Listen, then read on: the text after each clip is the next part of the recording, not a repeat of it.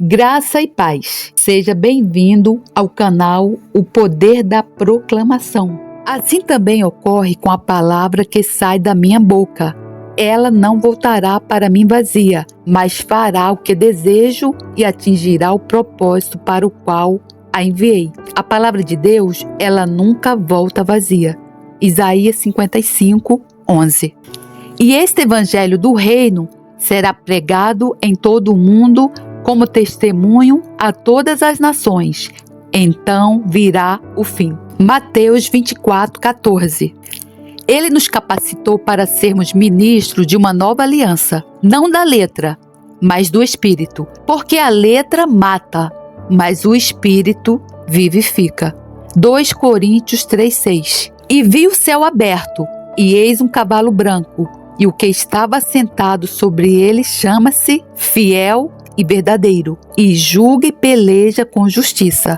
Apocalipse 19, 11. E a última palavra que Jesus disse através da visão de João no Apocalipse: aquele que testifica estas coisas diz: certamente cedo venho. Amém. Ora vem Senhor Jesus.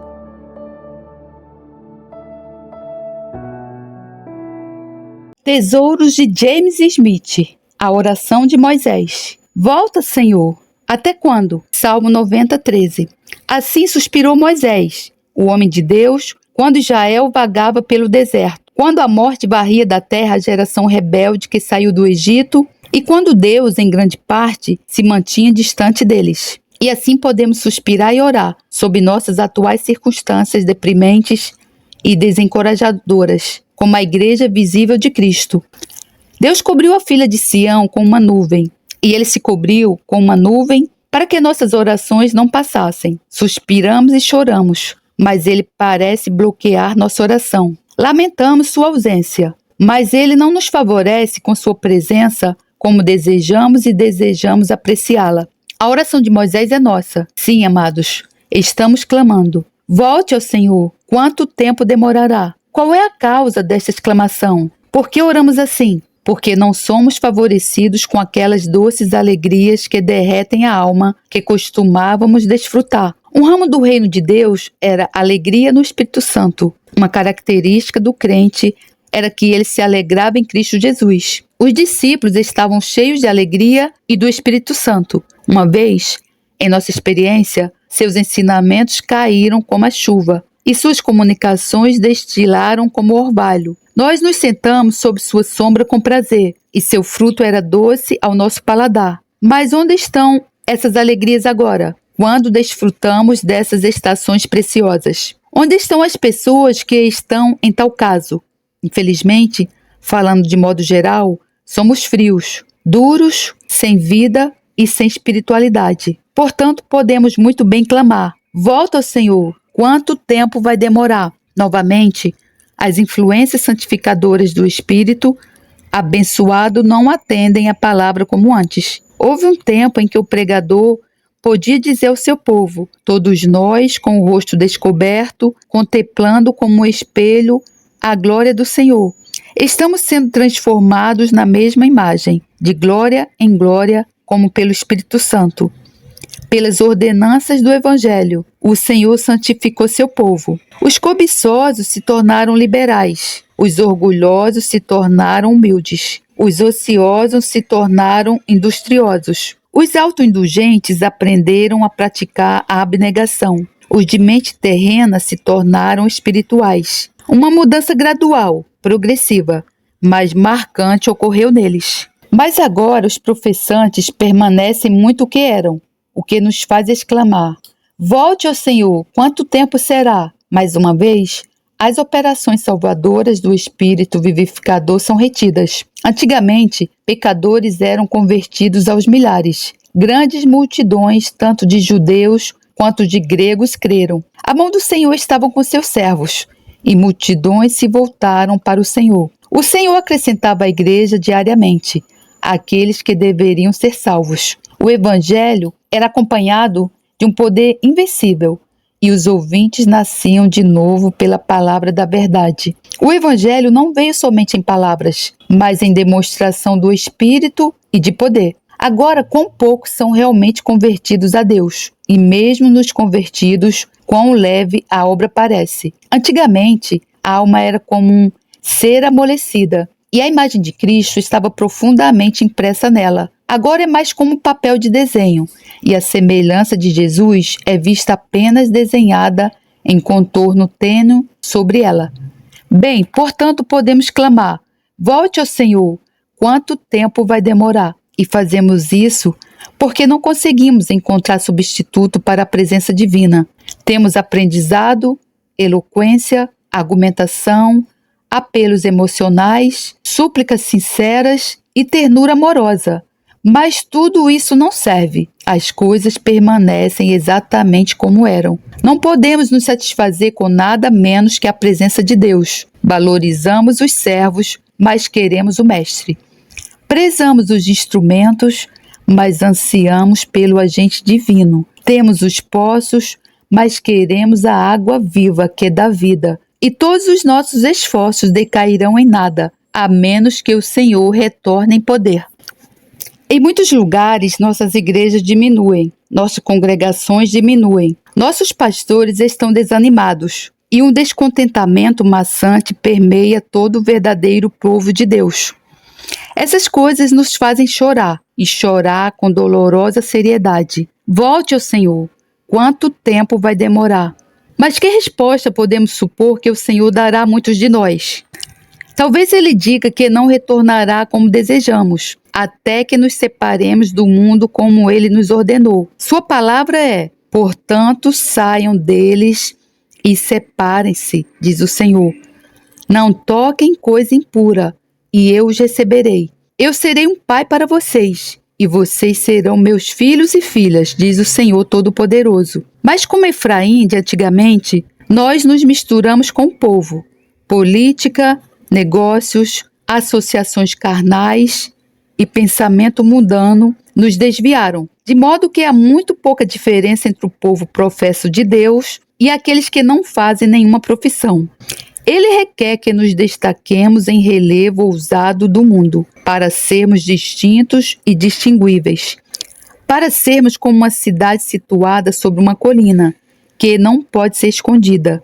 Enquanto os professos mundanos têm bailes, danças, concertos, etc., seremos deixados a clamar: volte ao Senhor, quanto tempo vai demorar? Novamente, não podemos esperar que Ele retorne, até que percebamos o fim da nossa salvação. Somos chamados com um chamado celestial. Somos chamados para a glória e a virtude. Nosso chamado é publicar e preservar a verdade de Deus, representar e expor a verdadeira natureza da religião santa de Cristo, esforçar-nos para arrancar pecadores como tições do fogo e conduzi-los à glória, honra, imortalidade e vida eterna. Somos salvos para viver para Deus, para viver com Jesus, para almejar a honra de Deus em tudo o que fazemos, para viver como santos ou pessoas sobrenaturais que nasceram do alto, foram sepultados com Cristo, ressuscitaram com Cristo, ascenderam com Cristo e se identificaram com Cristo. Devemos agir como templos do Espírito Santo, companheiros de Deus Pai e seu Filho Jesus Cristo, com quem professamos viver em comunhão próxima, constante e sensata. Devemos fazer da glória de Deus o único grande propósito da nossa existência, para que, quer pensemos ou falemos, descansemos ou trabalhemos, adoremos ou visitemos, comamos ou bebamos, ou qualquer outra coisa que façamos tudo para a glória de Deus Pai. Não podemos esperar que o Senhor retorne, até que nos despertemos para nos apegar a Ele. Como Jacó, devemos sair para a planície e lutar com Deus. Como Elias, devemos ir ao topo do Carmelo e implorar até prevalecermos. Como Ezequias, devemos virar nossos rostos para a parede e orar até que Deus se renda a nós. Como os discípulos em Emaús, devemos constrangê-lo a se voltar e permanecer conosco. Irmãos, lembremos-nos de que a oração enérgica do homem justo vale muito, que Deus atenderá aos seus próprios eleitos quando eles clamarem dia e noite a ele, embora ele pareça resistir por muito tempo. Vamos, portanto, nos agitar para nos apegarmos a ele e não lhe darmos descanso, até que ele curve os céus e desça, e faça maravilhas em nosso meio. Sentimos que esse é o nosso estado? Deus está diante de nós? As ordenanças são comparativamente estéreis? O evangelho está quase sem efeito? Nossas igrejas e ministros estão perdidos para saber o que fazer? Nós suspiramos e ansiamos por uma mudança? Esse é o desejo enraizado, reinante e permanente de nossas almas? Podemos ficar satisfeitos com nada menos? Estamos nos tornando impacientes e clamando apaixonadamente: volte ao Senhor, quanto tempo vai demorar? Ou podemos ficar quietos, silenciosos e comparativamente indiferentes sobre tal estado de coisas? Irmãos,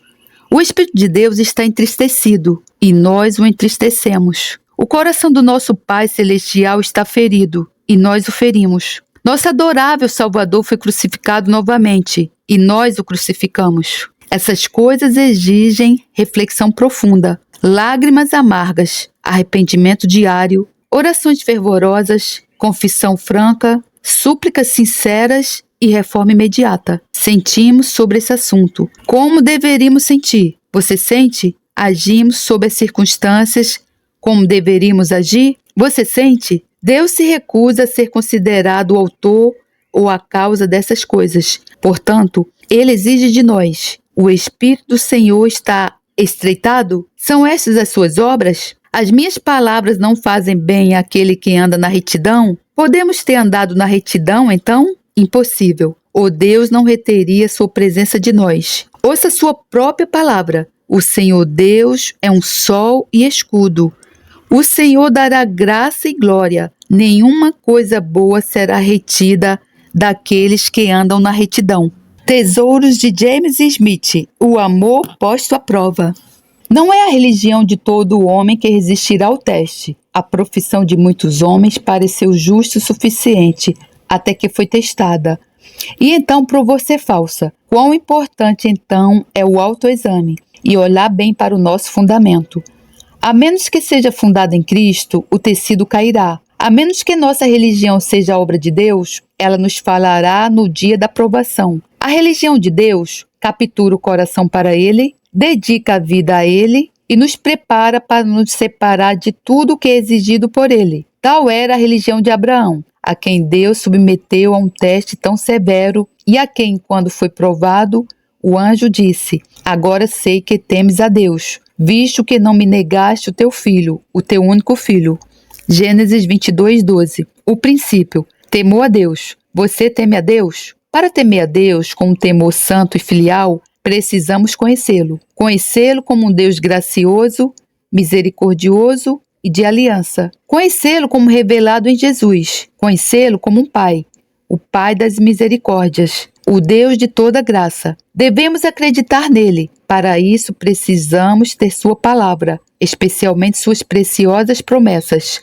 Exercendo fé nelas, teremos confiança nele e confiaremos que ele as tornará boas. Devemos amá-lo. Nosso amor a ele será regulado por nosso conhecimento dele e nossa fé nele, exatamente na proporção em que recebemos em nossas mentes as amáveis representações dele que Deus deu em sua palavra e por seu Filho, e de acordo com o grau de fé que exercemos nele, será nosso amor a ele. O amor nos levará a temer a ele, enchendo nossos corações com profunda reverência e nos fazendo ter medo de ofendê-lo, ou entristecê-lo, ou desobedecê-lo, ou reter qualquer coisa dele. Isso apenas porque o amamos. O único desejo dominante de nossas almas será agradar a Deus. Este foi o caso de Abraão. Portanto, quando Deus o provou, ele saiu vitorioso. A prova: você não me negou seu filho, seu único filho. Deus requer prova da sinceridade de nossa profissão, quando professamos preferi-lo a tudo mais. A prova que Deus requer às vezes é custosa. Devemos sacrificar o nosso melhor, aquilo que mais amamos, aquilo que preferimos a tudo o que temos além disso. A prova que Deus requer é frequentemente dolorosa. Devemos arrancar o olho direito e cortar a mão direita, ou colocar nosso amado Isaque sobre o altar. A prova que Deus requer também é às vezes a mais improvável. Quem imaginaria que Deus exigiria tal sacrifício de Abraão? Nenhum de seus rebanhos ou mandadas serviria? Um servo favorito não serviria? Ismael não serviria? Não, deve ser seu querido filho Isaque. Essa era a exigência de Deus. Abraão ouviu a voz de Deus, curvou-se à autoridade de Deus, rendeu-se à exigência de Deus, determinou-se a obedecer ao comando de Deus. Ação nobre, digna do amigo de Deus. Agora ele se prepara para a ação. Ele pega seu filho, viaja para o Monte Moriá, constrói o altar, amarra o rapaz, pega a faca, está prestes a matar seu filho. Em sua intenção, ele o havia sacrificado. Agora o anjo chama: não estenda a mão sobre o rapaz. Por quê? O testemunho. Agora sei que temes a Deus, visto que não negaste teu filho, teu único filho de mim. Eu te provei agora. Você manifestou sua sinceridade. Eu reconheço o que eu sabia antes e te manterei como exemplo para a minha igreja em todas as gerações futuras. Deus testará nossos princípios. Mais cedo ou mais tarde, Ele nos levará ao teste. Portanto, busquemos a graça para nos preparar para suportar o teste como Abraão fez. Deus aprovará a nossa pronta obediência. Ele fez no caso de Abraão. Ele faz em todos os casos. Portanto, façamos prontamente o que nos parecer ser a vontade de Deus. Imitemos Davi, que disse: apressei-me e não me demorei para guardar os teus preceitos. Deus publicará a prova da nossa fé e amor. Ele publicou a de Abraão em sua santa palavra, e ele publicará a nossa diante de um mundo reunido. Todo aquele que me confessar diante dos homens, eu confessarei também diante do meu Pai que está nos céus. Vamos agora mudar de assunto e, diante da cruz do Calvário, olhar para Deus e dizer: agora eu sei que tu me amas, visto que não negaste teu filho, teu único filho de mim. Abraão forneceu uma prova custosa de seu amor a Deus, quando ofereceu seu Isaque. Que prova de seu amor Deus nos deu em que ele não poupou seu próprio filho, mas o entregou por todos nós. Abraão sacrificou seu próprio filho com sua própria mão, pelo menos intencionalmente. Deus o fez na realidade de fato. Aprove ao Senhor feri-lo. Ele o fez sofrer. Foi sua própria espada em sua própria mão que perfurou seu filho amado em seu coração. Portanto, Jesus clamou: Pai, se possível, passa de mim este cálice. Oh, que amor! Que prova custosa do amor de Deus! Como Deus não nos negou seu filho, mas o sacrificou por nossos pecados e por sua morte fez uma expiação por nossas transgressões. Ele pode então negar-nos qualquer bem inferior? Ele não nos dará com ele também?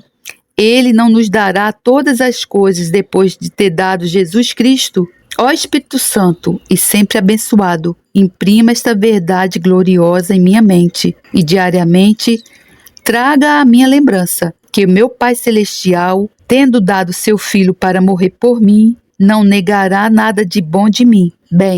Bem posso dizer, enquanto estou no Calvário e olho para o Cordeiro abatido, agora eu sei que você me ama, visto que você não negou seu filho, seu único filho por mim. Tesouros de James Smith, uma receita sazonal. À medida que nós cristãos avançamos na vida e conhecemos mais da natureza humana e do poder da tentação, maior interesse devemos ter pelos jovens e mais urgentemente devemos buscar sua salvação. É uma visão adorável ver cristãos idosos se esforçando para levar os jovens ao Salvador. Isso devemos ver constantemente, pois eles conhecem o poder das concupiscências juvenis, das atrações do mundo, da influência satânica, do engano do coração e do valor da alma imortal. Amigos idosos, vocês sentem e agem como deveriam para os jovens? Vocês fazem tudo o que podem para arrebatá-los como marcas da queima? Salomão era um homem velho quando escreveu o livro de Eclesiastes, e naquele livro ele manifesta grande solicitude pelos jovens. Repetidamente, ele se dirige a eles de diferentes maneiras, mas com que ironia tocante e sutil, ele fala a eles em um lugar: seja feliz, jovem, enquanto você é jovem, e deixe seu coração lhe dar alegria nos dias de sua juventude. Siga os caminhos do seu coração e tudo que seus olhos virem, mas saiba que por todas essas coisas Deus o trará a julgamento. Eclesiastes 11:9. A prática do jovem, ele é feliz em sua juventude, em seu vigor físico, atrações pessoais e liberdade recém-adquirida. Sentindo-se forte, ele coloca o dia do julgamento longe de si. Vaidoso de sua pessoa, ele se orgulha de sua aparência e habilidades. Livre das restrições do lar, ele remove as rédeas do pescoço de suas luxúrias. Seu coração o anima e o incita a seguir em frente na busca da loucura. Ele anda no caminho de seu coração, que é sempre mau. Ele é ignorante de seus poderes de engano. Ele é, portanto, enganado pelos princípios corruptos que trabalham dentro dele. Ele silencia sua consciência para dormir, ou pela violência a constrange a ficar em silêncio. Ele então cede à influência sedutora do mundo. E enquanto faz isso, Satanás o tenta prosseguir mais e mais, tramando sua condenação eterna. Ele faz o que acha melhor a seus próprios olhos, permitindo que o enganem. Ele anda pela vista, não de acordo com a palavra de Deus. Ele é levado pelas aparências e despreza o conselho e o exemplo dos piedosos. Ele se recusa a ouvir ou ser guiado pelo conselho dos pais. Ele despreza ou menospreza a demonstração do pregador e será uma lei para si mesmo. Ele escolhe pessoas vãs como suas companheiras e segue o exemplo dos tolos. Vamos agora ouvir a receita do pregador. Alegra-te, jovem, enquanto és jovem, e que o teu coração te alegre nos dias da tua mocidade. Segue os caminhos do teu coração e tudo o que os teus olhos virem, mas sabe que por todas estas coisas Deus te trará julgamento. Siga seu próprio caminho, se estiver determinado. Continue do jeito que você preferir, se achar que é o melhor. Persevere no caminho que você escolheu, mas saiba que é um fim para o seu curso, e esse fim é um julgamento. O dia do julgamento está determinado, e, portanto, é certo. O juiz está na porta, portanto, ele está perto. Os mortos, pequenos e grandes, estarão diante de Deus, portanto, é universal. Cada um de nós dará conta de si mesmo diante de Deus, portanto, é pessoal. Antes deste julgamento final, todas as nações serão reunidas, portanto, será aberto e público. Deus julgará com justiça e retidão, portanto, será justo. Será o grande dia, o último dia, e, portanto, será definitivo. Mas saibam que por todas estas coisas, Deus os trará a julgamento. Você não conseguirá escapar. Você não será ignorado ou esquecido. Você será convocado pessoalmente e não haverá como fugir. A morte irá prendê-lo e jogá-lo na prisão. De lá, os anjos o tirarão e Jesus o julgará, pois ele estabeleceu um dia em que há de julgar o mundo com justiça, por meio do varão que designou. Atos 17:31. Jovem rapaz, jovem moça, a vocês esta palavra de solene advertência é enviada. Vejam quantos jovens estão sendo chamados pela morte, doenças fatais e acidentes, quão comuns, mortes súbitas, quão frequentes. É muito provável que Deus possa em breve chamar por vocês. Quão necessário então que vocês estejam prontos, pois a morte muitas vezes dá apenas um breve aviso, ou nenhum aviso. Deus os adverte por sua providência, Ele os dirige em sua palavra, Ele os convida por seus ministros e Ele os julgará por seu Filho. Portanto, sempre que você for tentado a se entregar a qualquer diversão ou prática profana e mundana, lembre-se destas palavras, mas saiba que por todas estas coisas Deus os trará a julgamento.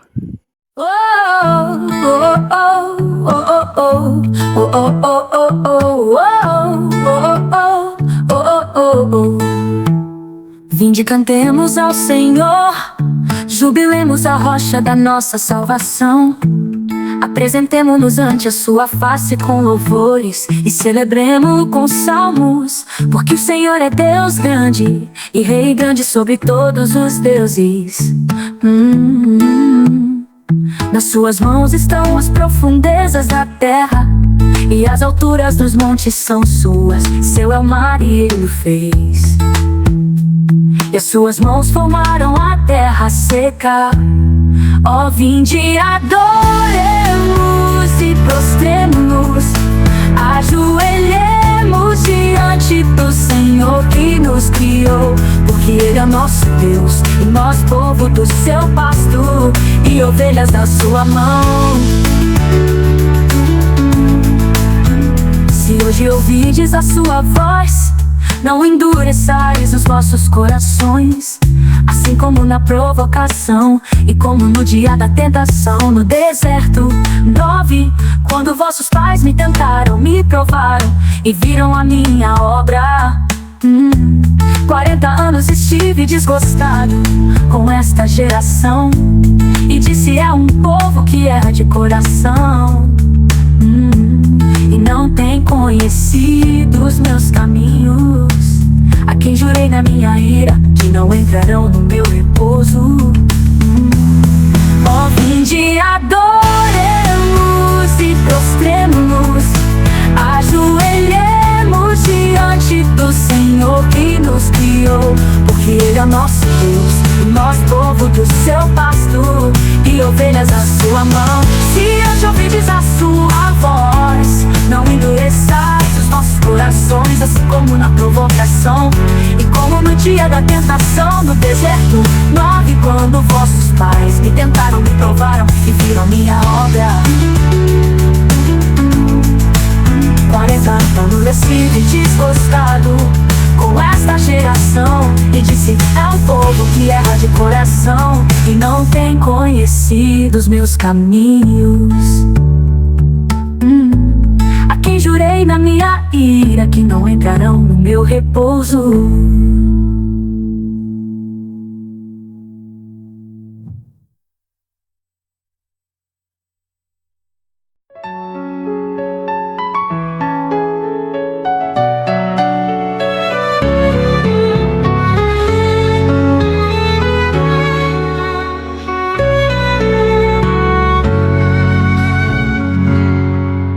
Jesus se achegou, a ele se juntou, seus corações queimavam ao ouvir o que falou. Vem, ó Senhor, vem, ó Senhor. Jesus se achegou, tristeza acabou. Oh, como não ficar feliz com Ele ao lado meu? Vem, ó Senhor, vem, ó Senhor. Jesus se achegou, as dúvidas tirou, mostrou porque o Cristo deveria ir à cruz. Vem, ó Senhor, vem, ó Senhor. Jesus se achegou, chegaram pois ao fim, e não deixaram-no partir. Amigo se mostrou. Vem, ó Senhor, vem, ó Senhor. Jesus se achegou.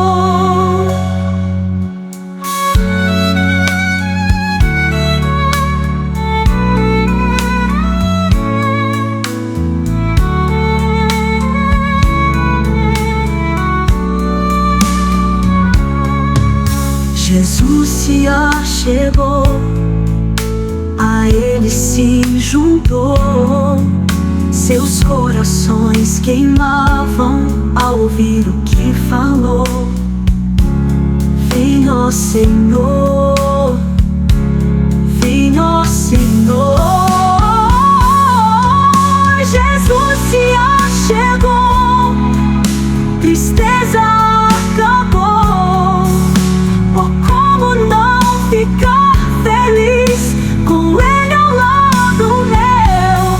Vem, ó Senhor, vem, ó Senhor.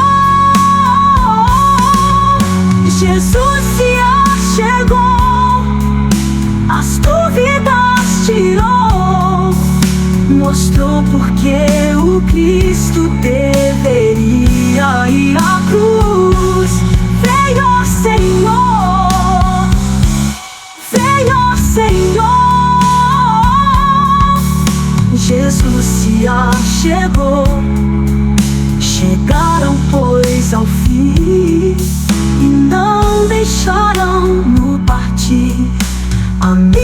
se mostrou.